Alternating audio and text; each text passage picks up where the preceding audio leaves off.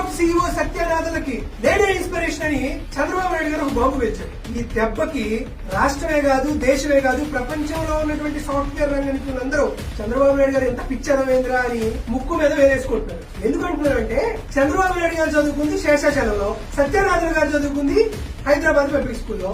శేషాచలంలో చదువుకున్నటువంటి చంద్రబాబు నాయుడు గారు హైదరాబాద్ పబ్లిక్ స్కూల్లో చదువుకున్నటువంటి సత్యనాథన్ గారికి ఎలా ఇన్స్పిరేషన్ అవుతారు? దాంతో పాటు చంద్రబాబు నాయుడు గారు చదువుకుంది BA, పాస్ అయింది 3rd క్లాస్ లో. సత్యనాథన్ గారు చదువుకుంది ఎలక్ట్రికల్ ఇంజనీరింగ్, పాస్ అయింది 1st క్లాస్ లో. 3rd క్లాస్ స్టూడెంట్ అని చంద్రబాబు నాయుడు చూసి 1st క్లాస్ స్టూడెంట్ సత్యనాథన్ గారు ఇన్స్పిరేషన్ గా ఎందుకు ఫీల్ అవుతారు? దాంతో పాటు 1988లో సత్యనాథన్ గారు ఎలక్ట్రికల్ ఇంజనీరింగ్ అనేది Manipal institute of engineering technology నుంచి పట్టా పొందారు. అది బెంగళూరులో ఉంది. హైదరాబాద్ లో ఉన్న చంద్రబాబు నాయుడు గారిని చూసి బెంగళూరులో సత్యనాథన్ గారు స్టూడెంట్ గా ఉండి ఇన్స్పైర్ అని చెప్పుకోవడానికి కూడా వీలుండదు. దాంతో పాటు 1990లో మొట్టమొదటిసారి సత్యనాథన్ గారు అమెరికా వెళ్లి MBA చేశారు. అప్పుడు చంద్రబాబు నాయుడు గారు ఏం చేస్తున్నారు తెలుసా?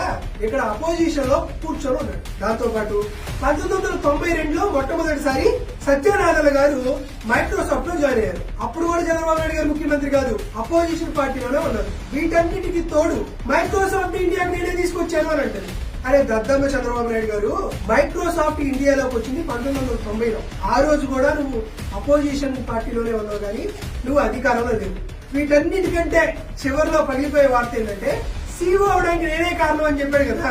సత్యనాథన్ గారు CEO అయింది 2014 ఫిబ్రవరి 4వ తేదీన. అప్పుడు కూడా చంద్రబాబు నాయుడు గారు అపోజిషన్ లోనే ఉన్నాడు. అరే నువ్వు చేయలేనటువంటి అంశాలని నువ్వు చేసినట్టుగా చెప్పుకోవడానికి ఏమైనా కాస్తగా సిగ్గుపడాలని తెలీదా?